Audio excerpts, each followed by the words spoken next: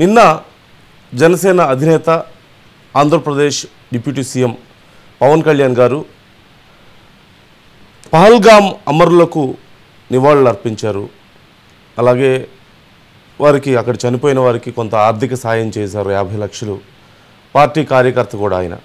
ఈ నేపథ్యంలో అక్కడ మాట్లాడుతూ చాలా కీలక అంశాల గురించి మాట్లాడారు. ఇలాంటి పరిస్థితుల్లో కూడా, ఇంత ఉద్రిక్త పరిస్థితుల్లో, దేశం అట్టుడికి పోతున్న పరిస్థితుల్లో కూడా బట్ అండ్ ఇఫ్లు పెట్టి మాట్లాడుతున్నారు కొంతమంది. అంటే స్ట్రైట్గా తమ సపోర్ట్ని చూపించలేకపోతున్నారు.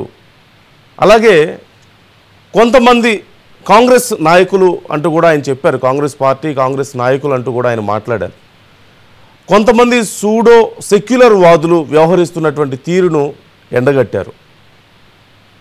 ఖచ్చితంగా ఈ సందర్భాల్లో, ఇలాంటి పరిస్థితుల్లో మన ప్రధాని లాంటి వాళ్ళకి ఒక అన్కండిషనల్ సపోర్ట్ ఇవ్వాల్సిన సమయంలో ఇష్టారీతిని మాట్లాడుతున్న వాళ్ళు ఉన్నారు. మీకు అంతగా పాకిస్తాన్ మీద ప్రేమ ఉంటే పాకిస్తాన్కి వెళ్ళిపోండి, ఇక్కడ అవసరం లేదు అని మాట్లాడారు. చాలా అంశాల గురించి మాట్లాడారు. కానీ ఈ మధ్య జరుగుతున్న పరిణామాలలో ఒక ముఖ్యమైన అంశాన్ని, ఎందుకో కారణం ఏంటో తెలియదు, ఒక ముఖ్యమైన అంశంలో మాత్రం కన్ఫ్యూజ్ అవుతున్నామేమో అనేటువంటి అభిప్రాయం నాకుంది. ముఖ్యంగా చాలామంది మేధావులు స్టూడియోల్లో, అంటే నా స్థానంలో కూర్చున్న కొంతమంది జర్నలిస్టులే కానివ్వండి, లేదంటే సమాజంలో ఉన్నటువంటి కొంతమంది ఇలా అంశాల గురించి విశ్లేషిస్తున్న వాళ్ళు కానివ్వండి, రాజకీయాల్లో ఉన్న వాళ్ళు కానివ్వండి, ఒక మాట మాట్లాడుతున్నారు. అదేంటంటే ఇది హిందువుల మీద దాడి అని. అక్కడ జరిగింది హిందువుల మీద దాడే. పర్టికులర్గా అక్కడ నువ్వు హిందువా ముస్లింవా అని అడిగి చేసిన విధానం హిందువుల మీద దాడే అయి ఉండొచ్చు, కానీ దాడి జరిగింది భారతదేశం మీద కదా. ఎందుకని ఇది ఇలా అర్థం చేసుకుంటున్నారు? ఇక్కడ ఇంటర్నల్గా ఒక స్ట్రాటజీ లేకపోలేదు. ఖచ్చితంగా ఆ దాడి చేసే ఉద్దేశం కూడా ఇదే అయి ఉండొచ్చు. అదేంటి అంటే ఇలాంటి ఒక ఇన్సెక్యూరిటీని క్రియేట్ చేయడం. ఇప్పుడున్న పరిస్థితుల్లో మన దేశంలో ఉన్న ఒక సామాన్య ముస్లిం వచ్చి రోడ్డు మీదకి వచ్చి, ముస్లింల్లో కూడా మంచోళ్ళు ఉంటారు, ముస్లింలు అందరూ అలాంటి వాళ్ళు కాదు అని చెప్పుకోవాల్సిన పరిస్థితి వచ్చింది అంటే ఎంత భయానక పరిస్థితుల్లో ఒక భారతీయుడు బతుకుతున్నాడో, ఒక భారతీయ ముస్లిం సోదరుడు బతుకుతున్నాడో, అలాంటి పరిస్థితులు ఎందుకు ఉత్పన్నం అవుతున్నాయో, ఎక్కడ మిస్టేక్ జరుగుతుంది, ఇప్పుడు ఈ దాడిని మనం అర్థం చేసుకోవడంలో ఎక్కడ మిస్టేక్ జరుగుతుంది అనే అంశం గురించి మనం మాట్లాడబోతున్నాం. దాంతోపాటుగా సోకాల్డ్ సూడో సెక్యులర్ వాదులు, ఇంతకుముందు కూడా కొంతమంది మాట్లాడిన వాళ్ళు ఉన్నారు. మాకు ఇష్టం పాకిస్తాన్ అంటే. ఖచ్చితంగా పవన్ కళ్యాణ్ గారు చెప్పింది కరెక్టే, వెళ్ళిపోండి పాకిస్తాన్కి, పాకిస్తాన్ అంటే ఇష్టం అయితే. పాకిస్తాన్ వాళ్ళు వచ్చి నీ కుటుంబంలో ఉన్న ఒక వ్యక్తిని పాయింట్ బ్లాక్లో గన్ను పెట్టి ఒక 30-40 బుల్లెట్లు వాళ్ళ తలలోకి దించితే, అప్పుడు కూడా వచ్చి పాకిస్తాన్ ప్రేరేపిత ఉగ్రవాదులు వచ్చి అలాంటి దారుణానికి పాల్పడ్డ తర్వాత కూడా వచ్చి నాకు పాకిస్తాన్ అంటే ఇష్టం అని చెప్పగలుగుతారా? అలాంటి బాధలో ఉన్న కుటుంబ సభ్యులను ఓదార్చాల్సిన పద్ధతి అదేనా? అక్కడ ఉన్న వాళ్ళందరూ చెడ్డోళ్ళు కాదు, మంచోళ్ళు కూడా ఉంటారు. అఫ్కోర్స్ ఉంటారు, ఉండరని కాదు. మనుషులు ఉన్న ప్రతి చోట మంచి చెడు రెండూ ఉంటాయి. కానీ ఆ దేశ ప్రభుత్వాలు, ఆ దేశ సైన్యం పెంచి పోషించి పంపించిన వాళ్ళు మన కుటుంబాల్లో ఉన్న వాళ్ళని తలలు చిదిమేస్తుంటే, అప్పుడు కూడా వచ్చి నాకు పాకిస్తాన్ అంటే ఇష్టం అంటే ప్రభుత్వం కొన్ని చర్యలు చేపడుతుంటే వాటిని తప్పుపడుతూ ఇలా మాట్లాడడం సమంజసమా? ఈ అంశాల గురించి, ఈ సూడో సెక్యులర్ వాదుల గురించి ఖచ్చితంగా మనం మాట్లాడాలి. ఈ రెండో అంశాల గురించి మనం మాట్లాడదాం. అలాగే పవన్ కళ్యాణ్ గారే కాకుండా ఇప్పుడున్న పరిస్థితుల్లో ముఖ్యంగా కేంద్ర ప్రభుత్వం చేపడుతున్నటువంటి చర్యల మీద విమర్శలు చేస్తున్న వాళ్ళు ఉన్నారు. అలాగే అక్కడ సెక్యూరిటీ లేకపోవడం వల్ల అసలు ఇది జరిగింది అని చెప్పేసి మాట్లాడుతున్న వాళ్ళు ఉన్నారు. సో ఈ అంశాల అన్నిటి గురించి మనం మాట్లాడబోతున్నాం. అలాగే పవన్ కళ్యాణ్ గారు చేసిన అన్ని కామెంట్స్ గురించి కూడా మనం ఇంకొంచెం డీటెయిల్గా మాట్లాడదాం. మనతో అప్పసాని రాజేష్ గారు జాయిన్ అవుతున్నారు, ప్రముఖ అనలిస్ట్, స్టూడియోలో మనతో అందుబాటులో ఉన్నారు. అలాగే వివేక్ గారు జనసేన అధికార ప్రతినిధి మనతో జాయిన్ అవుతున్నారు. అలాగే రవికిరణ్ గారు బీజేపీ అధికార ప్రతినిధి మనతో జాయిన్ అవుతున్నారు. ముందుగా మీ అందరికీ మహా న్యూస్ మార్నింగ్ డిబేట్కి స్వాగతం. అంటే పవన్ కళ్యాణ్ గారు నిన్న చాలా మంచి పని చేశారు. పార్టీ కార్యకర్త, వాళ్ళకి అండగా ఉంటాం, కుటుంబానికి కూడా అండగా ఉంటాం అని చెప్పారు. ఏ అవసరం ఉన్నా సరే మేము ఉంటామని చెప్పారు. అంతవరకు గొప్ప విషయం. బట్ కాకపోతే ముందుగా ఒక్క విషయాన్ని, నేను ఫస్ట్ తీసుకొచ్చిన అంశాన్ని నేను మాట్లాడతాను.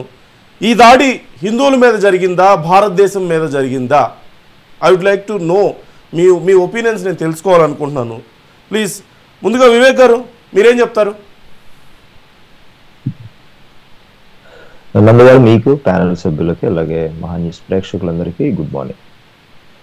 ఒక అంశాన్ని మాత్రం స్పష్టంగా అర్థమైంది. అది ఏంటంటే, జరిగిన దాడి అయితే మాత్రం స్పెసిఫిక్ గా ఈ ఘటన అంటే గతంలో ఎప్పుడు కూడా ఇలాంటి ఘటన బాధితులు స్వయంగా చెప్పిన విషయాన్ని చూస్తే, కొందరు అందులో ఒక బాధిత మహిళ హిందీ ఏరియాకి సంబంధించిన, అంటే I mean she's from I guess West Bengal I guess.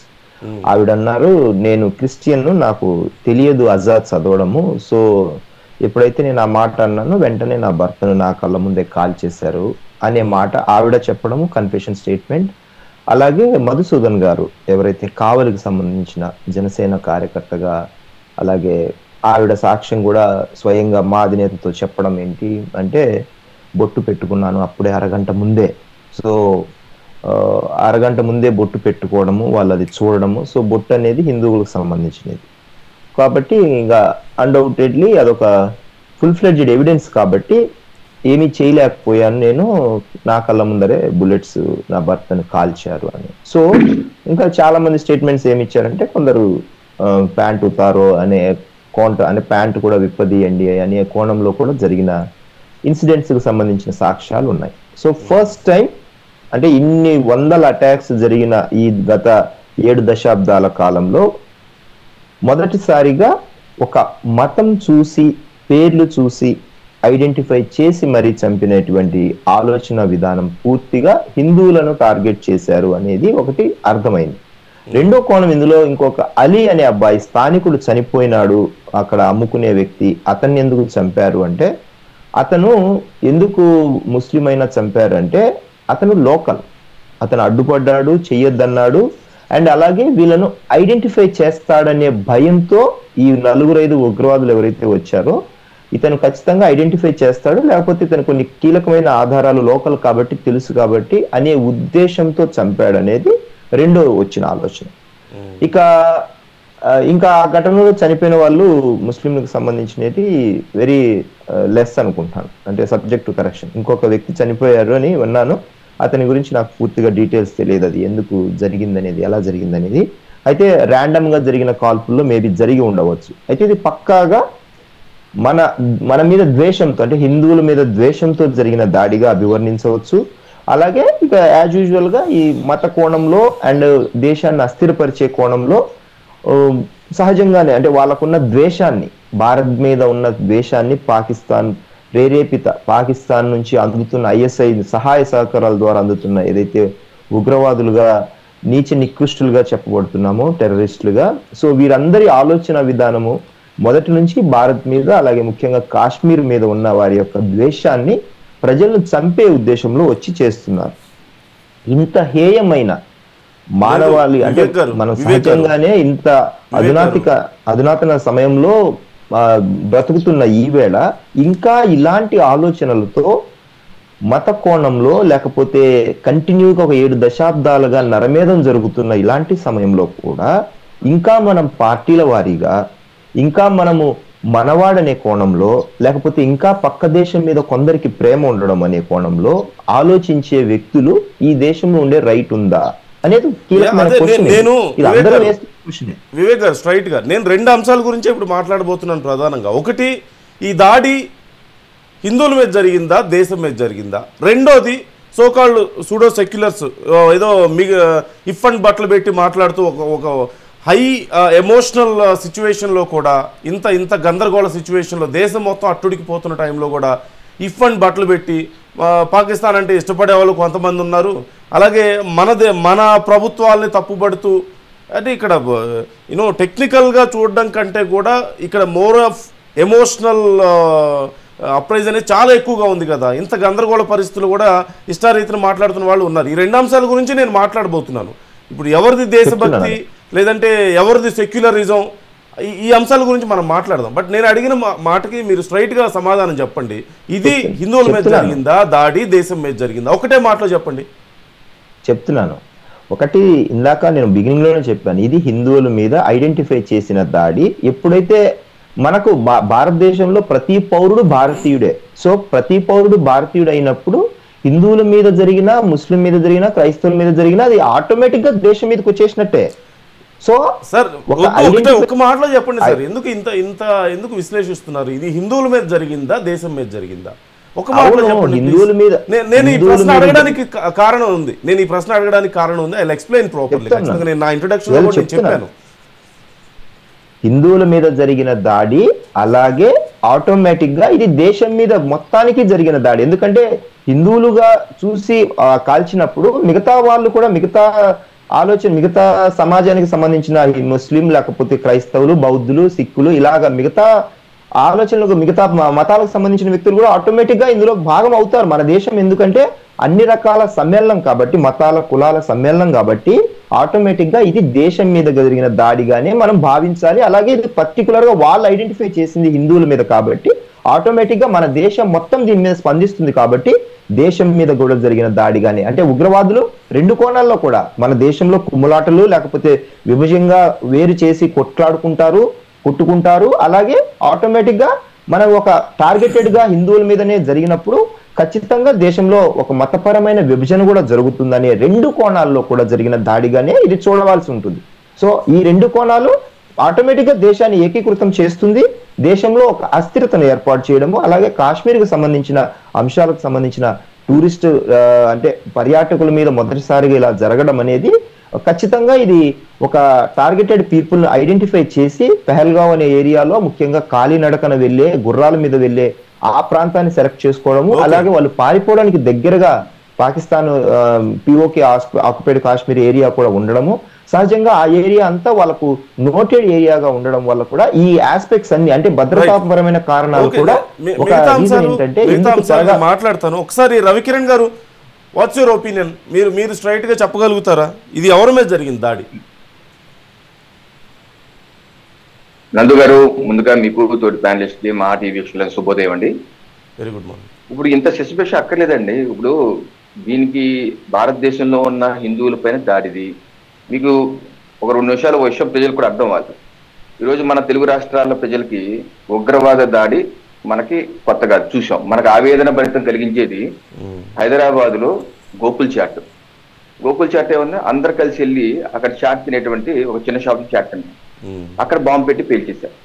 అలాగే లుంబిని పార్క్ కుటుంబ సభ్యులతో అందరం కలిసి వెళ్ళి కూర్చొని ప్లేస్ బాంబు పెట్టి పేల్చేశారు. అప్పుడు ఏమన్నాం మనం?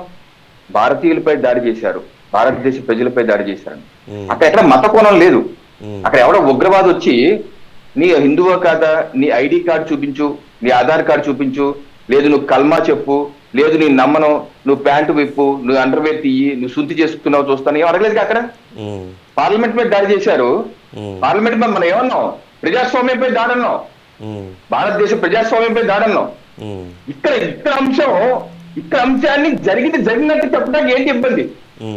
జరిగినట్టు చెప్పడానికి ఏంటి ఇబ్బంది? చిన్న పిల్లలు చెప్తా బూటే పూచాయికి ఆ హిందూయా ముస్లిం అడిగారంటే హిందూ ముస్లిం అడిగారు. హిందూ అంటే చంపేశారు అని చిన్న పిల్లలు చెప్తున్నారు కదా. అక్కడ జరిగినట్టు చెప్పడానికి ఎందుకు అంత బాధపడిపోతారు?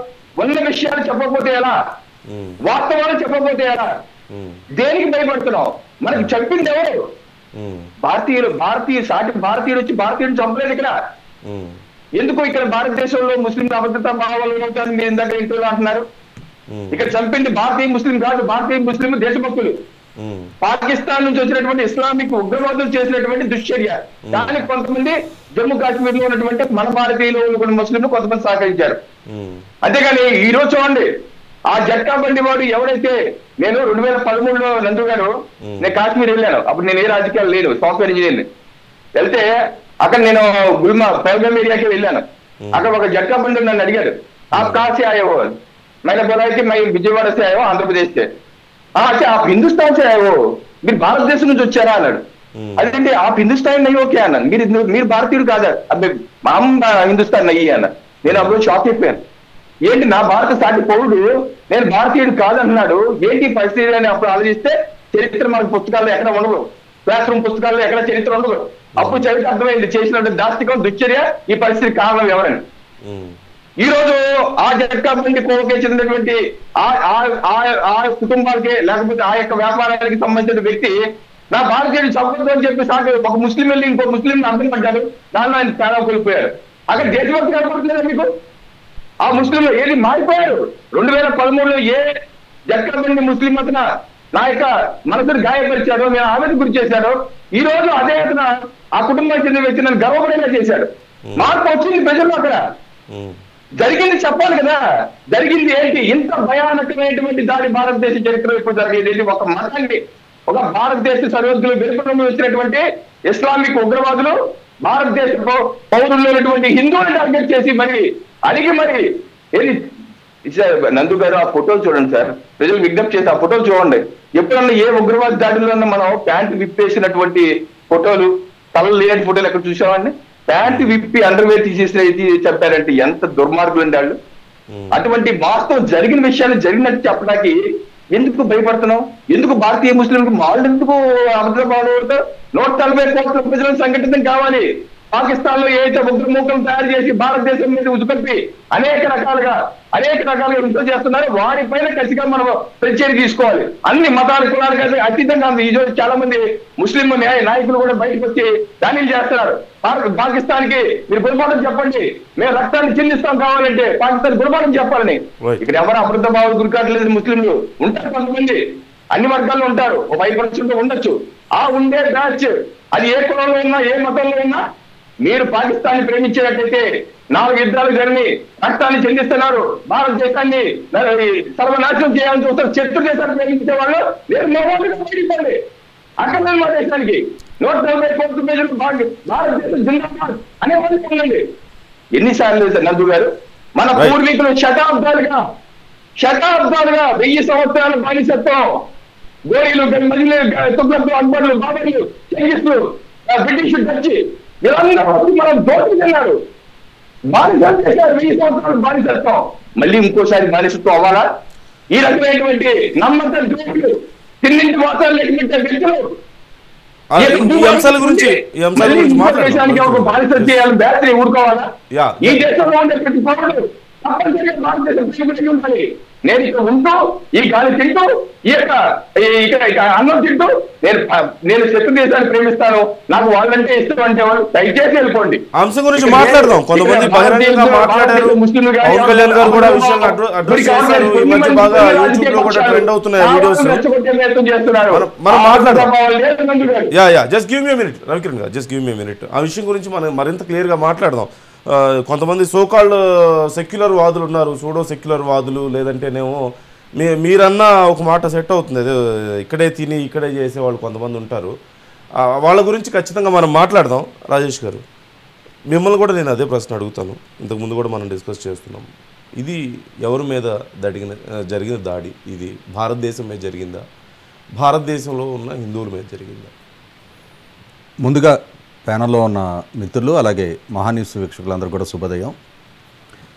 భారతదేశం మీద దాడి చేయటానికి, భారతదేశంలో అస్థిరత సృష్టించడానికి, భారతదేశంలో ప్రజల మధ్య వైషమ్యాలు పెంచడానికి వాళ్ళు ఎంచుకున్న మార్గం ప్రత్యేకంగా హిందువుల్ని లక్ష్యంగా చేసుకొని హిందువుల మీద కనుక దాడి చేసి వాళ్ళని చంపేస్తే అది దేశంలో మత విద్వేషాలకు కారకమవుతుంది. ఇక్కడ కోట్లాది మంది ప్రజల మధ్య ఘర్షణలకు దారితీస్తుంది, దేశం అస్థిరతకు దారితీస్తుంది అనే ఒక దురుద్దేశంతో జరిగిన దాడి. 100కి 100 పాళ్ళు భారతదేశం మీద దాడి చేయడానికి హిందువులను లక్ష్యంగా చేసుకొని చేసిన దాడి ఇది. హిందువుల మీద జరిగిన, భారతదేశం మీద జరిగిన ఒక క్రాస్ బోర్డర్ టెర్రరిస్టు, మన దేశస్థుడు కాదు, ఇక్కడ ప్రజల మధ్య ఉన్న వైషమ్యాలు కాదవి. వాడు భారతదేశాన్ని అస్థిరపరచడం కోసం బోర్డర్ దాటొచ్చి ఇక్కడ చేసిన దుర్మార్గపు చర్య. ఈ సందర్భంలో హిందువుల మీద లక్ష్యంగా చేసుకొని దాడి చేసినప్పుడు దాని గురించి ప్రస్తావించడానికి మొహాట పడాల్సిన అవసరం లేదు. వాళ్ళు ఎంచుకున్న మార్గమే హిందువులు అని ఐడెంటిఫై చేసి చంపారు. ఆ చంపే క్రమంలో వాళ్ళ ప్రయత్నాన్ని అడ్డుకున్న సాటి ముస్లింని కూడా చంపేశారు. అంటే ఏంటి? వాళ్ళ లక్ష్యానికి అడ్డుగా నిలబడిన ఎవరినైనా చంపేస్తారు వాళ్ళు. చంపటం కోసమే ఇవ్వబడ్డ అసైన్మెంట్ వాళ్ళకి. అటువంటి వాళ్ళకి మద్దతు తెలపాల్సిన నెసిటీ లేదు. దాని గురించి వాళ్ళు చేసిన చర్య గురించి ప్రస్తావించడానికి మొహమాట పడాల్సిన అవసరం కూడా లేదు. ఇక్కడ కొన్ని చారిత్రక వాస్తవాలను మనం మిస్ అవ్వాల్సిన అవసరం లేదు. 1947లో ఈ దేశ విభజన జరిగిందే మత ప్రాతిపదిక మీద. ఆ మత ప్రాతిపదిక మీద విభజన జరిగిన తర్వాత కశ్మీరు విషయంలో పదే పదే కశ్మీర్ మా దేశంలో అంతర్భాగం కావాలని వాళ్ళు డిమాండ్ చేస్తున్నదే. కశ్మీర్లో కూడా మెజారిటీ ప్రజలు ముస్లిమ్స్ కాబట్టే మత ప్రాతిపదిక మీదే కశ్మీర్లో కూడా వాళ్ళు వేర్పాటువాదాన్ని పెంచి పోషిస్తూ ఉన్నారు. కశ్మీర్లో నుంచి కశ్మీరీ పండితుల్ని అక్కడ మత ప్రాతిపదిక మీదే తరిమేశారు, వేరే కారణం కాదు. దేశ విభజన జరిగిన నాడు ఇక్కడ నుంచి లక్షలాది మంది అటువైపు వలసలు వెళ్ళినా, అక్కడి నుంచి లక్షలాది మంది ఇటువైపు వలసలు వచ్చినా అది మత ప్రాతిపదిక మీదే జరిగింది. కాకపోతే రాజ్యంగా వాళ్ళు ఇస్లాం అనే దాన్ని వాళ్ళ ఎజెండాగా ఎంచుకున్నారు. మనం అన్ని ప్రాంతాలకి, అన్ని మతాలకి, అన్ని కులాలకి సమాన హక్కులు ఇవ్వటం అనేది మన ఎజెండాగా మన రాజ్యాంగాన్ని మనం నిర్మాణం చేసుకున్నాం. ఇది మన గొప్పతనం. అటువంటి గొప్పతనాన్ని విధ్వంసం చేయటానికి వాళ్ళు చెయ్యని ప్రయత్నాలు, కుయుక్తులు, కుట్రలు, విద్వేషాలు ఏ రోజు మానుకోలా. అదే వరోడు ఇవాళ కూడా కొనసాగిస్తా. కాశ్మీర్లో ఆర్టికల్ 370 అబాలిష్ అయిన తర్వాత, శాంతి భద్రతల పరిస్థితులు మెరుగుపడిన తర్వాత, ఒకనాడు లాల్ కృష్ణ అద్వానీ గారు అక్కడ లాల్ చౌక్లో జెండా ఎగరేయటానికి కూడా భద్రతా దళాల రక్షణ మధ్యలో వెళ్ళి జెండా ఎగరేసిన పరిస్థితి నుంచి ఇవాళ లక్షలాది మంది యాత్రికులు స్వేచ్ఛగా కాశ్మీర్లో పర్యటించగలిగే పరిస్థితులు ఉత్పన్నం అవుతున్న తర్వాత, దాని పర్యవసానం అక్కడ స్థానికంగా ఉపాధి అవకాశాలు మెరుగుపడుతున్న తర్వాత, అంటే ఇందాక మన కిషోర్ గారు ప్రస్తావించినట్టుగా ఒకనాడు హిందూస్థానీ అన్న ప్రధాన స్రవంతి ప్రాంతాల నుంచి వాళ్ళ లక్షలాదిగా ప్రజలు అక్కడికి వలసలు అక్కడ యాత్రికులుగా వెళుతూ అక్కడ ప్రజలతో ఇంటరాక్ట్ అవ్వటం మొదలుపెట్టిన తర్వాత ఒక ఎమోషనల్ కనెక్టివిటీ అక్కడ ప్రజలకి యాత్రికుల మధ్య బిల్డప్ అవుతున్న దాన్ని భగ్నం చేయటం వాళ్ళ లక్ష్యం. అక్కడ ఉపాధి అవకాశాలు పెరిగితే వాళ్ళలో ఆర్థిక స్థిరత్వం వస్తుంది. వాళ్ళు ఇక్కడి నుంచి వచ్చే యాత్రికుల మీద ఆధారపడి బతుకటం మొదలుపెట్టిన తర్వాత వీళ్ళని ద్వేషించరు. ఇక్కడ ఈ ప్రధాన స్రవంతి భారతదేశంతో ఎమోషనల్ కనెక్టివిటీ బిల్డప్ అవటం వాళ్ళకి ఇష్టం లేదు. దాన్ని భగ్నం చేయటం వాళ్ళ లక్ష్యం. అందుకోసం అని చెప్పని మొట్టమొదటగా కాశ్మీర్లో పర్యటించే టూరిస్టులని భయకంపితులు చేయాలి. కాశ్మీరు స్థానిక ప్రజలకి ఉపాధి అవకాశాలు లేకుండా చేయాలి. వీళ్ళ మీద ఆధారపడి ఉండాలి. వాళ్ళ ఆకలితో ఉన్న వాళ్ళకి వేర్పాటవాదం వైపు మళ్లించే ప్రయత్నం జరగాలి. ఈ విధమైన ఒక దీర్ఘకాలిక లక్ష్యంతో దశాబ్దాల తరబడి కాశ్మీర్లో ఏ నరమేధం అయితే కొనసాగిస్తూ ఉన్నారో అదే నరమేధంలో భాగంగా ఈ సంఘటన జరిగింది తప్ప ఇదేదో ప్రత్యేకంగా ఇవాళ పాకిస్తాన్ని ద్వేషించడం కోసం మనం భారతదేశంలో మాట్లాడాల. పాకిస్తాన్ మొదటి నుంచి ఏ వైఖరి అనుసరిస్తూ ఉందో అదే వైఖరిలో భాగంగానే ఇప్పుడు కూడా జరిగింది. ఈరోజు మనం ఇప్పుడు తెల్లవారుజామున సింహాచలంలో గోడగూలి ప్రకృతి వైపరీత్యం, దానికి తోడుగా గోడ కూలటం వల్ల 8 మంది చనిపోవడం జరిగింది. వాళ్ళు హిందువులే. ఆలయ దర్శనం కోసం స్వామివారిని దర్శించుకోవడానికి చందనోత్సవంలో స్వామివారిని దర్శించుకోవడం కోసం వెళ్ళిన భక్తులే. కానీ దీన్ని ప్రతి మరణాన్ని మనం పాకిస్తాన్కి ముడిపెట్టి ప్రస్తావించలేం కదా. కాశ్మీర్లో పహల్గాంలో జరిగింది 100కి 100 పాళ్ళు పాకిస్తాన్ ద్వారా ప్రేరేపించబడ్డ దేశంలో అస్థిరత సృష్టించే లక్ష్యంతో ఎట్టి పరిస్థితుల్లో దాన్ని టాలరేట్ చేయాల్సిన అవసరం లేదు. ఎందుకంటే నిన్న పవన్ కళ్యాణ్ గారు చెప్పింది అదే కదా, మనం మంచితనం చేతకంతనంగా కనిపించకూడదు. మనం సహిస్తున్నాం, భరిస్తున్నాం. దశాబ్దాల తరబడి మనం డిప్లొమసీగానో లేదు స్థానికంగా శాంతి భద్రతను కాపాడే ప్రయత్నంలో మన సైనికులు అమరులవుతూ ఉన్నారు, స్థానికులు అమరులవుతూ ఉన్నారు. మన ఎకానమీ దెబ్బతింటుంది. ఇవాళ అక్కడ వాళ్ళకి ఉపాధి అవకాశాలు లేని పరిస్థితిలో పార్లమెంటు వేదికగా ఆర్టికల్ 370 ద్వారా వాళ్ళకి గతం నుంచి కూడా ఆర్థిక వెసులుబాట్లు కల్పిస్తూ వస్తున్నాం. వీటన్నిటికీ ముగింపు పలికే లక్ష్యంతో భారతదేశ ప్రభుత్వం తీసుకున్న చర్యల్ని వాళ్ళు స్వాగతించడానికి సిద్ధంగా లేరు. దేశం ప్రశాంతంగా బతకటానికి వాళ్ళు ప్రజలు ప్రశాంతంగా జీవించడం వాళ్ళకి ఇష్టం లేదు. మనం గతంలో చూసాం, అంటే మోటివేటెడ్ హత్యలు 1991లో హైదరాబాదులో రాజకీయ ప్రేరేపితమైన మత ఘర్షణలు సృష్టించి వందలాది మంది నోచుకోతకొచ్చారు. రెగ్యులర్గా ఇప్పుడు ఒక ఓల్డ్ సిటీలో స్థానిక ప్రజల మధ్య అక్కడ ఏదైనా ఒక ఘర్షణ చెలరేగి అది ఎమోషనల్గా ఫ్లేరప్ అయ్యి అక్కడికక్కడికి ఏదైనా ఒక ఘర్షణ చెలరేగితే దాన్ని మనం అర్థం చేసుకోవచ్చు. కానీ బయట వ్యక్తులు ఒక ప్రభుత్వాన్ని అస్థిరపాలు చేయడం కోసం మత ఘర్షణలు సృష్టించితే దానికి ఇవాళ కాశ్మీర్లో జరిగిన దానికి మధ్య వ్యత్యాసం ఏమీ లేదు. 100కి 100 పాళ్ళు ఇక్కడ స్థానిక ప్రజల ద్వారా ప్రేరేపించబడ్డ హత్యలవి. అవి క్రాస్ బోర్డర్ ఉగ్రవాదుల ద్వారా ప్రేరేపించబడ్డ హత్యలు. ఎట్టి పరిస్థితులు ఇది భారతదేశం మీద జరిగిన దాడి. భారతదేశం మీద చేసిన దాడికి హిందూయిజాన్ని టార్గెటెడ్గా చేసుకొని మెజారిటీ ప్రజలైన హిందువుల్లో ఆగ్రహవేశాలు పెళ్ళుపికి మైనార్టీల మీద ఎగబడాలి, వాళ్ళ లక్ష్యం అది. కానీ భారతదేశ ఆత్మ అటువంటి ఉగ్రవాదుల చర్యలకి స్పందించడానికి సిద్ధంగా లేదు. ఇక్కడ సమయం పాటిస్తా ఉన్నారు. మతాల మధ్య ప్రజల మధ్య ఆ సామరస్య వాతావరణం భగ్నం కాకుండా ఇరు మతాల పెద్దలు ఇరు మతాల ప్రజల మధ్య ఆ సమయం ఉంది. దీన్ని భగ్నం చేయాలనేది వాళ్ళ లక్ష్యం.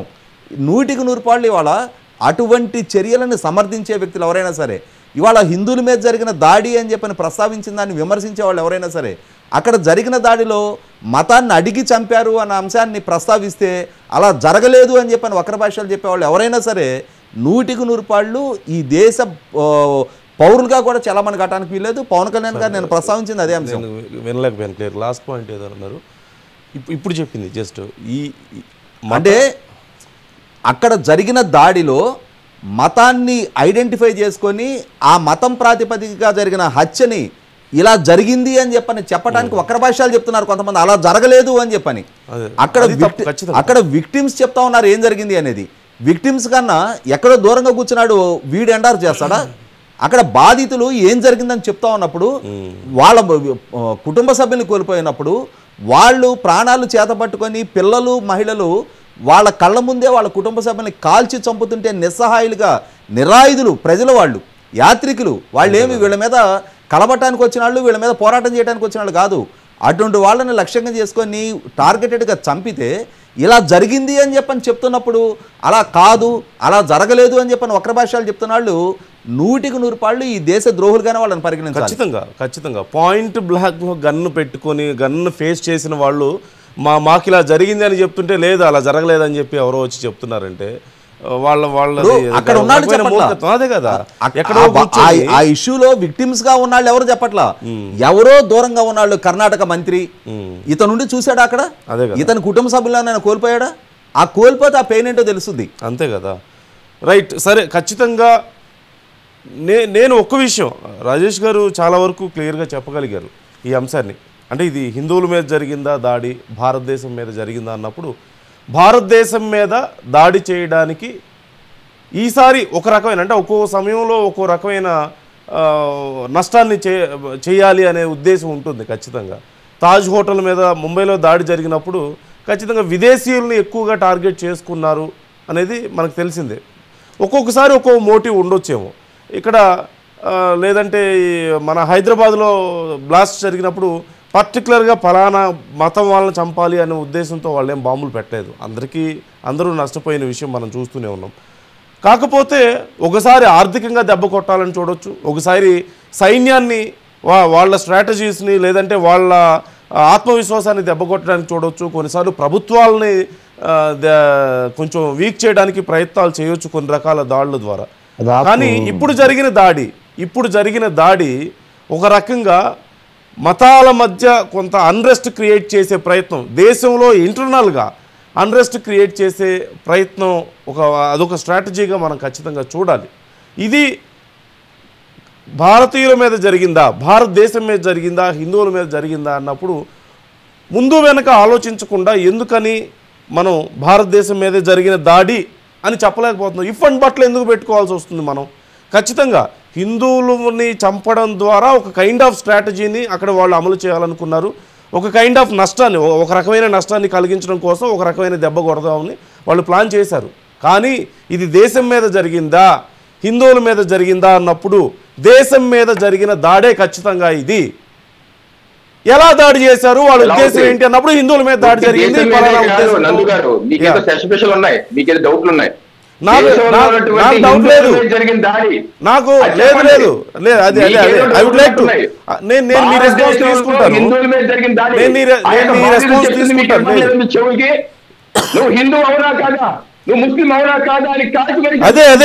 అదే వాళ్ళ మైండ్ గేమ్ లో సార్ కాదు రవికిరణ్ గారు మీరు ఒక భారతీయులు, చదువుకున్న వాళ్ళు, రాజకీయాల్లో ఉన్నారు, దేశానికి సేవ చేద్దామన్న ఉద్దేశంతో మీరు రాజకీయాల్లోకి వచ్చారు చదువుకొని.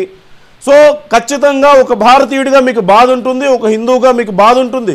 నేను కాదని చెప్పను. కానీ వాట్ ఎగ్జాక్ట్లీ హ్యాపెనింగ్ ఈజ్ వాళ్ళు ఏదైతే అనుకున్నారో, ఏ రకమైన మైండ్ గేమ్ ఇక్కడ జరగాలని వాళ్ళు అనుకున్నారో, ఏ రకమైన ఇంటర్నల్ డిస్ప్యూట్స్ ఇక్కడ రావాలనుకున్నారో మతాల మధ్యలో కానీ ప్రజల మధ్యలో కానీ, that is what exactly happening. మనం ఒక వెంట్రుక వాసి లైన్ ని మనం మిస్ అవుతున్నాం. మన పార్టీల ఐడియాలజీ ఇక్కడ ఇంపార్టెంట్ కాదు. మన రిలీజియస్ ఐడియాలజీ ఇక్కడ ఇంపార్టెంట్ కాదు. We are together. ఈ విషయాన్ని మనం అన్ఫార్చునేట్లీ అసెస్ చేసుకునే దాంట్లో మనం మిస్ అవుతున్నాం. I take your responsibility. Ravikiran గారు ప్లీజ్, మీరేదో చెప్తున్నారు ఇందాక. నందు గారు, ఇప్పుడు నేను చెప్పేది ఏంటంటే, సరే మీ సమాధానం నేను రెండే మాటలు నేను చెప్తాను, మీరు నాతో డైరెక్ట్గా మీరే మాట్లాడవచ్చు. సో ఇక్కడ మొట్టమొదటి విషయం ఏంటి అంటే, ఇలాంటి అంశాలు మాట్లాడేటప్పుడు ఏదో ఒక వెంట్రుకవాసి తేడా మాత్రమే ఉంటుంది. గీతకు అటువైపు ఇటువైపు అనేది ఒక చిన్న వెంట్రుకవాసి తేడా మాత్రమే ఉంటుంది.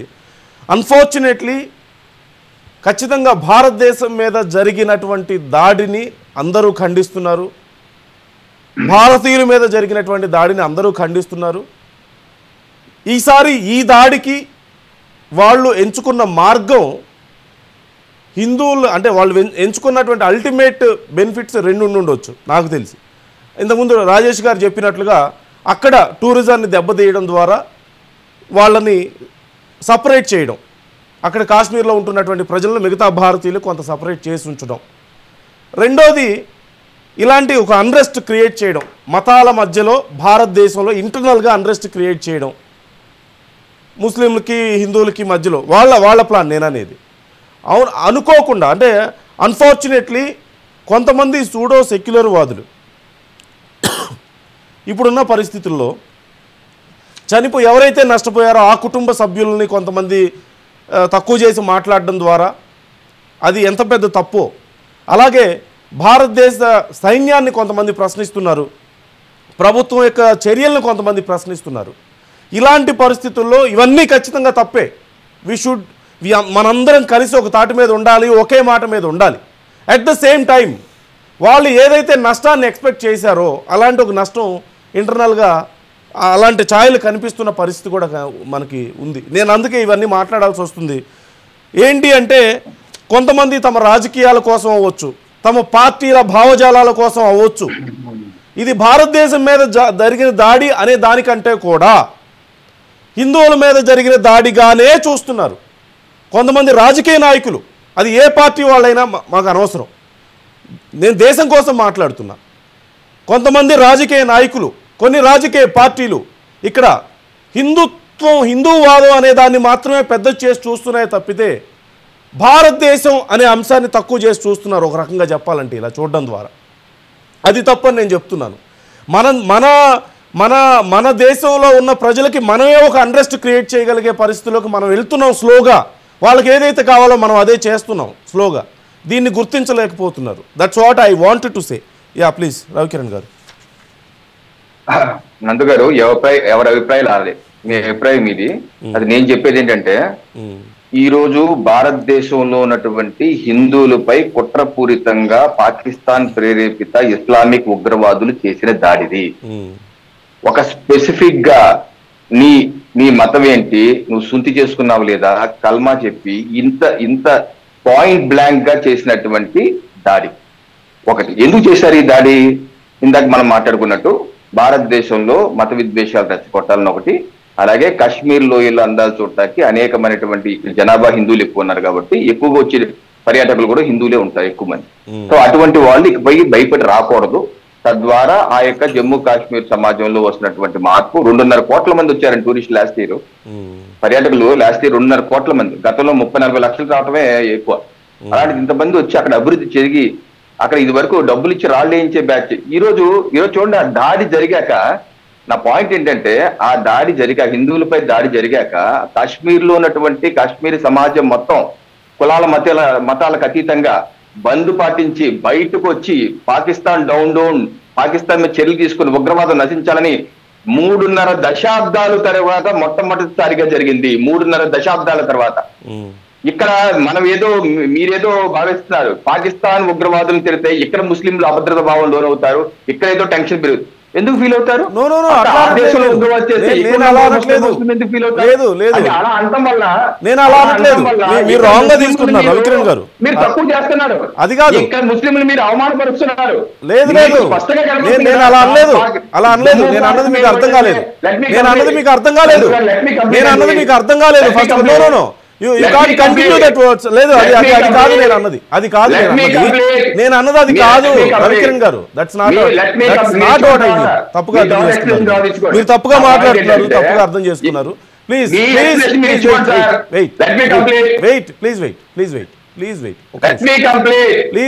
తప్పుగా అర్థం చేసుకున్నారు. అది కాదు నేను అన్నది. అది కాదు నేను అన్నది ఏంటంటే ఇక్కడే సమస్య వస్తుంది. ఇక్కడే కొంతమంది లేదంటే కొన్ని పార్టీల వాళ్ళు ఇదే సమస్య. ఇక్కడ ఏంటంటే ఎక్స్ట్రీమిజం అనేది ఎక్కడా మంచిది కాదు. ఎక్స్ట్రీమిస్టులు అనేవాళ్ళు ఎక్కడికి వెళ్ళినా సమస్య. I'm not talking about you please. లేదు, నేను మీ గురించి కాదు మాట్లాడేది. Let me finish please.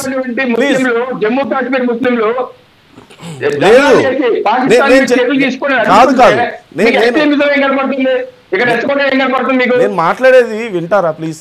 నేను అనేది అదే.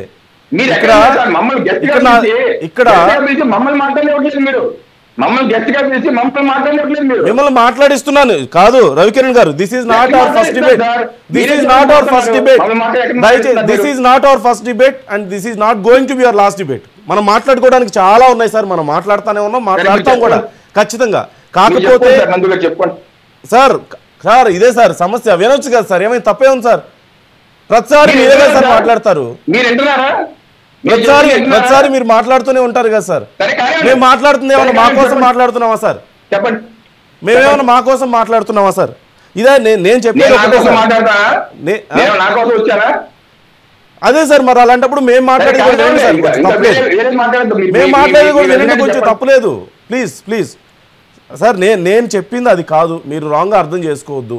నేను అనేది ఒకటే, కొంతమంది ఎలాగైతే సూడో సెక్యులర్ వాదులు ఎలాగైతే ఇంటర్నల్గా మనల్ని నష్టపరుస్తున్నారో మన దగ్గరుండి, అవతల దేశాల మీద అవతల ఉగ్రవాదుల మీద ప్రేమ చూపిస్తూ అవతల దేశాల మీద ప్రేమ చూపిస్తూ మనల్ని ఎలాగైతే నష్టపరుస్తున్నారో, అలాగనే మనల్ని ప్రేమిస్తున్నామని కొంతమంది కూడా మనల్ని నష్టపరుస్తున్నారు.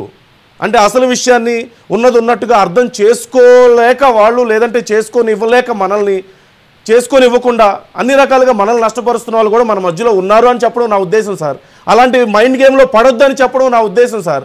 అక్కడ వాళ్ళు ఏదైతే ఉద్దేశంతో అక్కడ దాడి చేశారో, అంటే పర్టికులర్గా హిందువులు మాత్రమే కాల్చారు ఈసారి, ప్రతిసారి చేయకుండా ఈసారి చేశారంటే there is some psychological game sir behind that. That's what I wanted to సే. అలాంటి ట్రాప్లో మనం పడకూడదు.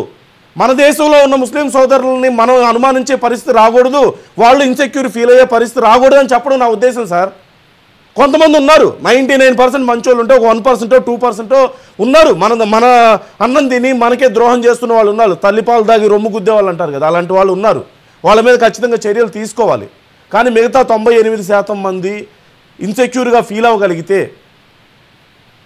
రోడ్ల మీదకి వచ్చి ముస్లింల్లో కూడా మంచోళ్ళు ఉన్నారని చెప్పుకునే పరిస్థితి రాగలిగితే, అది ఇంకా సెక్యులరిజం ఎక్కడ పోయిందో మరి మీరే అర్థం చేసుకోవాలి. సో నేను అది చెప్పడానికి ట్రై చేస్తున్నాను సార్. మీరు కానీ మీ పార్టీ కానీ, ఏ పార్టీ అయినా సరే, జనసేన అవనివ్వండి, బీజేపీ అవనివ్వండి, కాంగ్రెస్ అవనివ్వండి, అందరూ దేశం కోసం చేసిన వాళ్ళే. కాకపోతే కొన్ని చిన్న విషయాలను అర్థం చేసుకోలేని పరిస్థితుల్లో దానివల్ల ఎక్కువ నష్టపోతున్నాం మనం, ఆ మైండ్ గేమ్లో పడిపోయి అని చెప్పి నేను చెప్తున్నాను సార్. Please respond. ఇంకా నేను మాట్లాడండి సార్, మీరే మాట్లాడండి. ఇంకా నేను మాట్లాడండి ప్లీజ్. యా వివేక్ గారు, కెన్ యూ? నేను ఓపెనింగ్ రిమార్క్స్ లో చెప్పినట్టు దాదాపుగా అదే భావాన్ని అందరూ వ్యక్తపరిచారు. అంటే రవికిరణ్ గారు మాట్లాడిన విషయాలు నాకు చాలా డిస్టర్బ్ గా వస్తుంది, వాయిస్ సరిగ్గా క్లారిటీగా లేదు. ఒకటి అయితే స్పష్టంగా చెప్పాను నేను, ఇది హిందువుల మీద జరిగిన దాడి. అది ఆటోమేటిక్ గా మన దేశానికి సంబంధించినది. ఎప్పుడైనా సరే అన్ని రకాల కులాలు మతాలు కలిసి ఉన్న సంస్కృతి కాబట్టి భారతీయుల్లో ఏ ఒక్కరికి అలాంటివి జరిగినా కూడా అది మొత్తం దేశం మీద జరిగిన దాడిగానే అభివర్ణించాలి. అది ఈసారి ఖచ్చితంగా హిందువులను టార్గెట్ గా చేసుకున్నారు కాబట్టి ఆటోమేటిక్ గా అది దేశం మీద జరిగిన దాడి కింద చెప్పాలి. సో అస్థిరపరిచే అనే కోణంలో దేశాన్ని ఎప్పుడూ అస్థిరపరచాలని చూస్తూ ఉంటారు. అయితే ఈసారి సెలెక్టివ్ గా ప్రజల్ని సెలెక్ట్ చేసుకున్నారు. ఆ సెలెక్ట్ చేసుకున్న వ్యక్తులు హిందువులుగా టార్గెటెడ్ గా చేశారు. అయితే అస్థిరత ఏ కోణంలో అంటే విత్ రెస్పెక్ట్ ఇప్పుడు డిప్యూటీ వైస్ ప్రెసిడెంట్ గా వచ్చిన ఆయన వ్యాన్స్ అయితే ఎవరైతే పర్యటనలో ఉన్నారు, అలాగే కాశ్మీర్ కు సంబంధించినవి గతంలో ఎప్పుడూ లేనంత అభివృద్ధి గత 10 ఏళ్లలో రైల్వేస్ కావచ్చు, రోడ్స్ కావచ్చు, కన్స్ట్రక్షన్స్ కావచ్చు, లేకపోతే టూరిజం లో కావచ్చు, భద్రత విషయంలో కావచ్చు, దాడుల విషయంలో కావచ్చు, గత 10 ఏళ్లలో ఎన్డీఏ గవర్నమెంట్ చాలా ఎనార్మస్ డెవలప్మెంట్ అనేది కాశ్మీర్ లో జరిగింది. సో అది కూడా ఇప్పుడు వాళ్ళకు మద్దతు ఇచ్చే వాళ్ళు కూడా రాను రాను తగ్గిపోతున్నారు. ఇప్పుడు కాశ్మీర్ లోయలో దాదాపుగా 2016 వరకు కూడా మేము ఒక బైక్ ర్యాలీ చేసినప్పుడు అక్కడ భారతీయుల జెండా చూసినప్పుడు భారతదేశ జెండా చూసినప్పుడు, ఇండియన్ ఫ్లాగ్ చూసినప్పుడు దాని వెనకాల పడి అటాక్ చేసిన ఉదంతం ఉంది మా మీద. అంటే ఒక 2-3 ఏళ్ల తర్వాత మార్పులు మొదలైంది. ఇప్పుడు అక్కడ జెండా పట్టుకొని స్వయంగా కాశ్మీరీలు ర్యాలీలు చేస్తున్నారు.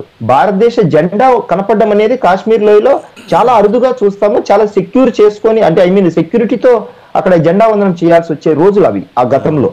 అలాంటి పరిస్థితి నుంచి యువత ఖచ్చితమైన మార్పు కోరుకుంటున్నారు, చదువును కోరుకుంటున్నారు, మార్పును కోరుకుంటున్నారు. సో టెర్రరిస్టులకు ఇచ్చే మద్దతు కూడా రాను రాను తగ్గిపోవడంతో వాళ్ళకు ఒక ఇన్సెక్యూరిటీ ఫీలింగ్ ఒకటి, ఇంకా మేము ఉనికిలో ఉన్నామనే కోణంలో జరిగిన దాడి. ఈ దాడులకు సంబంధించినది టార్గెటెడ్ చేసుకున్న వ్యక్తులు హిందువులు. సో ఈ కోణాలన్నింటినీ కలిపితే నిరంతరము భారతదేశ అస్థిరత మీద, అలాగే మనకు కొట్టుకునే అవకాశము ఇచ్చేలాగా ఈసారి చేసిన దాడిని అభివర్ణించవచ్చు.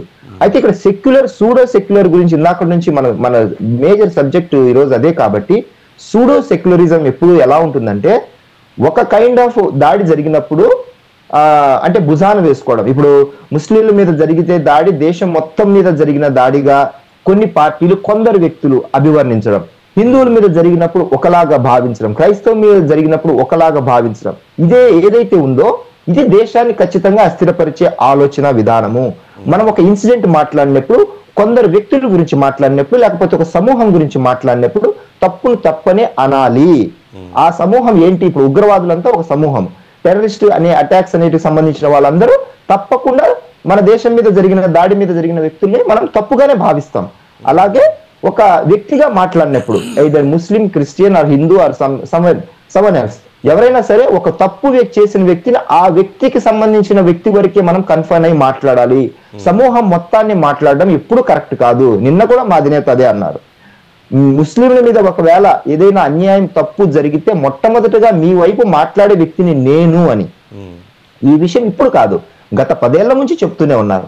అయితే ఈసారి ప్రతిసారి హిందువులను సాఫ్ట్ కార్నర్ గా చేసుకుని ఏదైతే మాట్లాడుతూ జరుగుతున్న దాడుల పట్ల సెక్యులరిజం పేరుతో జరుగుతున్న సూడో సెక్యులర్ వాదులు ఎవరైతే పాకిస్తాన్ అలాంటి పని ఏం చేయలేదు, ఉగ్రవాదులు అందరూ అలాంటి వాళ్ళు కాదు, లేకపోతే మన దేశ యొక్క భద్రతను ముందు చూసుకోకుండా పక్క వాళ్ళని అనడం ఏంటి, సంయమనం పాటించాలి, ఈ సొల్లు చెత్త డైలాగులంతా మనం గతంలో చాలా సార్లు చూసాం.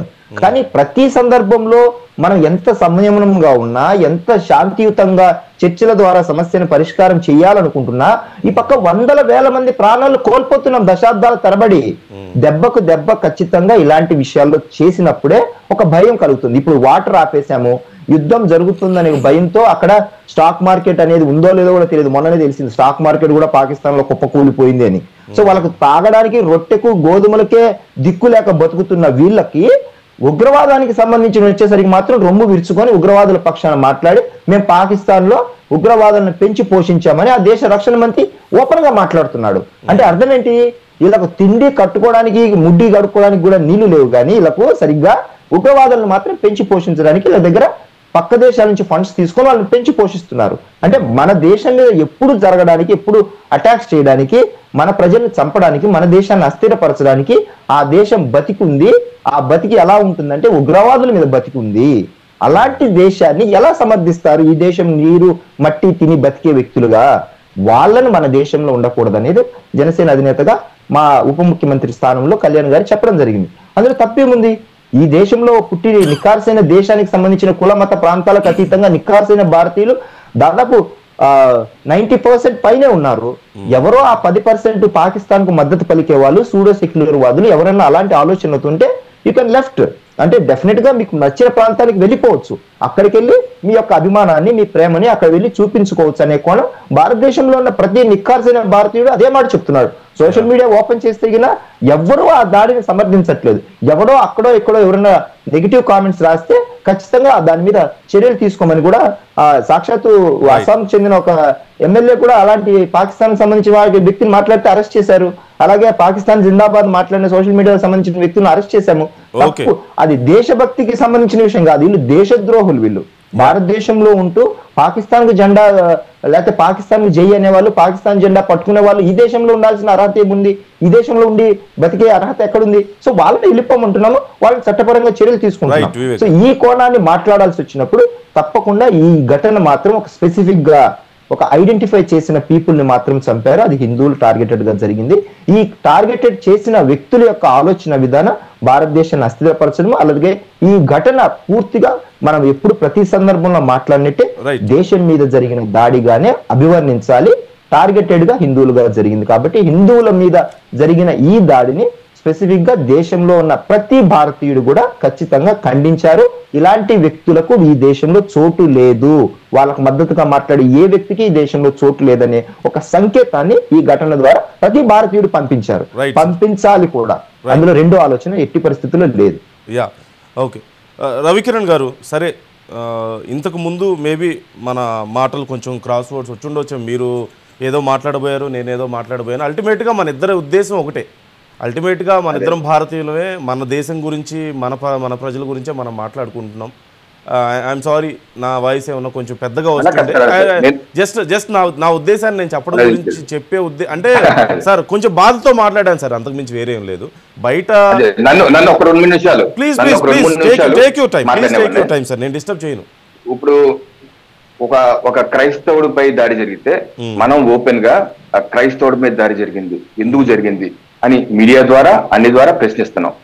అలా ప్రశ్నిస్తే మత ఘర్షణలు వచ్చేస్తాయి, మిగతా మతాలు అన్రెస్ట్ ఫీల్ అవుతాయి, అనీజీ ఫీల్ అవుతాయి అని మనమే అనుకోవట్లేదు కదా. అలాగే ముస్లిం మీద దాడి జరిగింది, ముస్లిం మీద ఎందుకు దాడి చేస్తారు, ముస్లిం సమాజం ఎందుకు దాడి చేస్తారు అందరూ అడుగుతున్నాం కదా. అలాంటప్పుడు ఆ హిందూ మతాలు, క్రిస్టియన్ మతాలు, బౌద్ధ మతాలు, జైన్ మతాలు అన్రెస్ట్ ఫీల్ అయిపోతాయి. అన్ని మతాలు ఉండాలి కదా. అటువంటి సందర్భంలో నువ్వు ముస్లిం అని ఎందుకు అంటున్నావు, భారతీయుడు అనొచ్చు కదా అని మనం అంటలేదు, ముస్లిం అని అంటున్నాం. ఈ రోజు హిందువు మీద జరిగింది, ప్యాంట్ విప్పి చూసి కల్మా చదువుతాలే జరిగింది. మరి ఆ యొక్క ఆవేదన, ఆ యొక్క బాధితుల కుటుంబాల యొక్క కన్నీరు, రోదన, హిందువు కాబట్టే మనం చంపాం, హిందువు ఈ దేశంలో పుట్టడం మా కర్మ, హిందూగా పుట్టడం కర్మ, హిందూ అదే ముస్లింల మతం పుట్టుంటే ఈ రోజు బతుకుడిపోయాను కనుక అన్ని వాళ్ళ ఆవేదన కప్పిపుచ్చేసి మనం హిందువు మీద దాడి జరగలేదు అని చెప్తే వాళ్ళకి అన్యాయం చేసిన వాళ్ళు కాదా? హిందువుల ఆవేదన మాత్రం మనం చెప్తే మిగతా సామాజిక వర్గాలు అన్రెస్ట్ ఫీల్ అయిపోతాయి, మిగతా వాళ్ళు కొట్టేసుకుంటారు, అందరికీ కొట్టేసి ఎందుకు అనుకుంటున్నామో నాలాంటి వాళ్ళ యొక్క ఆవేదన. మిగతా క్రిస్టియన్లు, ముస్లింలు, జైలు సంబంధించిన అలాగే అంటున్నప్పుడు అదే విధంగా హిందువుల మీద జరిగిన దాడి కూడా అనకపోతే వాళ్ళకి జరిగేటువంటి న్యాయం ఏంటి? అలా ఎందుకు ఈ హిందువులకు సంబంధించిన విషయంలోనే చెప్పొచ్చా?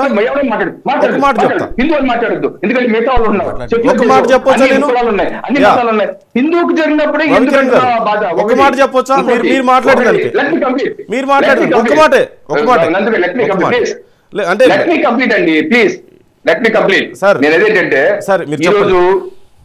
చెప్పండి. ఏం లేదు ఒకటే మాట ఏంటంటే బోర్డర్ లోపల ఉన్న హిందువులు, ముస్లింలు, క్రిస్టియన్స్, ఇంకోటి ఏ మతమైనా, ఏ కులమైనా, ఏ జాతి అయినా అనవసరం. మనం ఒక ఇల్లు లాంటిది అనుకోండి, మనలో మనం కొట్టుకున్నాం అనుకోండి, అరే పెద్దోడు చిన్నోడు వచ్చి కొట్టాడా, చిన్నోడు చిన్న అమ్మాయిని వెళ్ళి కొట్టాడా అని మాట్లాడుకుంటాం. ఇక్కడ ఈ డిఫరెన్సెస్ మనం చూసుకుంటాం. కానీ పక్కింటోడు వచ్చి మన మీద కొట్టాడు అనుకోండి, మనల్ని కొట్టాడు అనుకోండి, అరే చిన్నోడిని కొట్టాడు అని చెప్పి మనం మాట్లాడుకోం, మన కుటుంబంలో ఉన్న వ్యక్తి మీద కొట్టాడు అని చెప్పి మనం మాట్లాడుకుంటాం కదా. That's what I mean, that's what exactly I mean. దేశం వాళ్ళు దేశంలో ఉన్న వాళ్ళు ఈ రోజు కొట్టింది మన దేశం ముస్లిం కాదు, పరాయి దేశం నుంచి మన శత్రు నుంచి ముస్లిం that's what I mean sir. అవతల వాడు అవతల ఇంట్లో చిన్నోడు వచ్చి కొట్టినా పెద్దోడు వచ్చి కొట్టినా మన ఇంట్లో చిన్న ఇప్పుడు మన ఇంట్లో చిన్నోడిని కొట్టారనుకోండి వచ్చి అవతల ఇంట్లో వాళ్ళు చిన్నోడిని ఒక్కడిని అరే నీ ప్రాబ్లం అని చూడం కదా. మన కుటుంబానికి సమస్య, మన కుటుంబం మీద దాడి జరిగినట్టే. రైట్, సరే సార్ మీరు కంప్లీట్ చేయండి, చెప్పండి. ఇక 140 కోట్ల మీద సంఘటితంగా ఉన్నారండి కొంతమంది మీడియా వాళ్ళు తప్పితే. మీరు కంక్లూడ్ చేయండి, మీరు మాట్లాడండి ప్లీజ్. నాకు ఇంకో ఛానల్ ఉంది, డిబేట్ వెళ్ళాలి. Okay sir, I'm about to close sir. చివరిగా రాజేష్ గారు ప్లీజ్, సమయం ఎక్కువ లేదు, 2 మాటల్లో. మీరు వాళ్ళ లక్ష్యం ఏదైనా సరే అక్కడ జరిగింది క్రాస్ బోర్డర్ టెర్రరిస్టుల ద్వారా జరిగిన నరమేధం అని చెప్పని అందరికీ తెలుసు. దానివల్ల 140 కోట్ల మంది ప్రజలు ఇక్కడ జాతుల మధ్య మతాల మధ్య ఘర్షణలు పెట్టుకుంటారు అని చెప్పని ఆశించడం 100% పాళ్ళు వాళ్ళ దురాశ. వాళ్ళు ఒక దురుద్దేశంతో ఈ దేశం మీద దాడి చేసి ఒక మతాన్ని లక్ష్యంగా చేసుకొని ఒక మతాన్ని ఐడెంటిఫై చేసి ఆ మతం ప్రాతిపదికగా హత్యలు చేశారు కాబట్టి అని చెప్పని మన పక్కింట్లో ఉన్న ముస్లిం మీదకి దాడికి వెళ్ళేంతటి అవివేకులు హిందువులు కాదు. ఖచ్చితంగా హిందువుల్లో ఆ సహనము ఆ వివేకం విచక్షణ మొదటి నుంచి ఉంది కాబట్టే 3 ముస్లింలు ఈ దేశానికి రాష్ట్రపతులుగా ఎంపికయ్యారు, హైకోర్టు చీఫ్ జస్టిస్లు అయ్యారు. ఈ దేశంలో మతం ప్రాతిపదిక మీద వివక్ష ఏ రోజు ఈ సమాజం పాటించలా, ఈ దేశం పాటించలా, ఈ సమాజం పాటించలా. ఎగ్జాక్ట్లీ. కాబట్టి అదే సందర్భంలో 99.9999% ముస్లిమ్స్ కూడా తాము తమ బిడ్డలు సుఖశాంతులతో ప్రశాంత వాతావరణంలో బతకాలని కోరుకుంటారు తప్ప ఈ విధమైన హింసాయుత వాతావరణంలో బతకాలని చెప్పి వాళ్ళు కోరుకోరు. ఎగ్జాక్ట్లీ, అందరూ ఈ సమాజం అంతర్భాగమే. ఎగ్జాక్ట్లీ. ఇప్పుడు ఇంతకుముందు మనం మాట్లాడుకున్నప్పుడు మీరు అన్నారు 99% ముస్లింలు 99.99% నెగ్లిజిబుల్ ఉన్నారు. అలాగే మన ఇప్పుడు హిందూ సమాజంలో కూడా వాళ్ళ రాజకీయ వాళ్ళ బెనిఫిట్స్ కోసం, వాళ్ళ పొలిటికల్ ఎజెండాల కోసం కానివ్వండి, లేదంటే ఇంకేదైనా కారణాల వల్ల కానివ్వండి, కొంతమంది 0. ఇంకా మీరు అన్నారు 0.001% కంటే ఇంకా తక్కువ మంది ఇటు సైడ్ కూడా ఉన్నారు. అన్ఫార్చునేట్లీ అటువంటి వాళ్ళు రాజకీయాల కోసం వాడుకునే వాళ్ళు, రెచ్చగొట్టే వాళ్ళు 2 సైడ్లు ఉన్నారు. అన్ఫార్చునేట్లీ అటువంటి వాళ్ళు హిందువుల్లో కూడా ఉండొచ్చు. కానీ వాళ్ళ ప్రభావం వల్ల హిందువులు ఏమన్నా రెచ్చిపోయి సమాజంలో ఘర్షణలకు బాధ్యులు కావట్లేదు కదా, జరగట్లేదు. అల్టిమేట్ గా ప్రజలు డిసైడింగ్ ఫ్యాక్టర్. ప్రజలు సమయంలో పాటిస్తా ఉన్నారు, ప్రజల శాంతి భద్రతలు కాపాడుకుంటా ఉన్నారు, సమాజంలో విచ్ఛిన్నం కాకుండా బాధ్యతగా ప్రజలు జీవిస్తూ ఉన్నారు. అటువంటప్పుడు ఈ 100% ఎవరు వాళ్ళ రెస్టెడ్ ఇంట్రెస్టులతోటి ఎక్స్ట్రీమిజం వైపు ఏ వైపు డ్రైవ్ చేయించాలని ప్రయత్నం చేసినా ఆ ట్రాప్లో పట్టడానికి భారతీయ ఆత్మ సహకరించదు. భారతదేశపు అంటే పరాయి మతాన్ని సహనంతో హక్కును చేర్చుకునే సమాజం మనది, అంతే కదా, మత సామరస్యాన్ని కాపాడుకునే సమాజం మనది. అటువంటి దగ్గర కొద్ది మంది పిడికెడు మంది చేసే ప్రయత్నాలకి ఎవరు ఈల్డెవరు. ఖచ్చితంగా. రైట్, చివరిగా అదే నేను చెప్పదలుచుకున్నా, ఎవరు చెప్పదలుచుకున్నా అదే. బయట వాళ్ళు వచ్చి మన దేశంలో ఒక వర్గాన్ని లేదంటే ఎవరో ఒకరిని టార్గెట్ చేసినప్పుడు ఖచ్చితంగా మనందరం ఒకటిగా నిలబడాల్సిన బాధ్యత అందరి మీద ఉంది. అలాగే రాజేష్ గారు చెప్పినట్లుగా వాళ్ళు ఏదో ఒక మైండ్ గేమ్ ఆడినంత మాత్రం అందరూ ఆ మైండ్ గేమ్లో పడిపోతున్నారని కూడా కాదు. కానీ ఇలాంటి ఒక అన్రెస్ట్ సిచ్యువేషన్స్ని అడ్వాంటేజ్ తీసుకునే వాళ్ళు 2 వైపులా ఉన్నారు. దాన్ని కూడా మనం గమనించాలి. ఖచ్చితంగా భారతదేశంలో ఉన్న ఏ మతం వాళ్ళైనా సరే డైరెక్ట్గా ఇంకో మతం మీద టార్గెట్ చేయటం కానీ, లేదంటే ఏదో ఇప్పుడు హిందువుల మీద దాడి జరిగింది కాబట్టి ముస్లిమ్స్ తప్పని ఎవరూ చెప్పట్లేదు. ఎవరూ అన్రెస్ట్ ఫీల్ అవ్వాల్సిన అవసరం లేదు. మన దేశం అంతా ఒకటే. ఏ రాజకీయ నాయకుడైనా లేదంటే ఏ మత పెద్ద అయినా, అది ఏ మతానికి సంబంధించిన వాడైనా సరే వచ్చి ఫలానా మతం వాళ్ళ మీద ఫలానా మతాన్ని వేలెత్తి చూపిస్తూ మాట్లాడితేనో, లేదంటే ఒక మతాన్ని మొత్తాన్ని జనరలైజ్ చేసి మాట్లాడితేనో వాళ్ళు ఇలా ఉంటారు, వాళ్ళ మీద మాత్రమే జరిగిన దాడి మన మీద జరగలేదనో అలా మాట్లాడితే మాత్రం ఎవరు అందరి మీద జరిగిన దాడిది. ఒక హిందూ మీద దాడి జరిగితే భారతదేశం మీద జరిగినట్టే, ఒక ముస్లిం మీద దాడి జరిగితే అది భారతదేశం మీద జరిగినట్టే, ఒక క్రిస్టియన్ మీద దాడి జరిగితే అది భారతదేశం మీద జరిగినట్లే.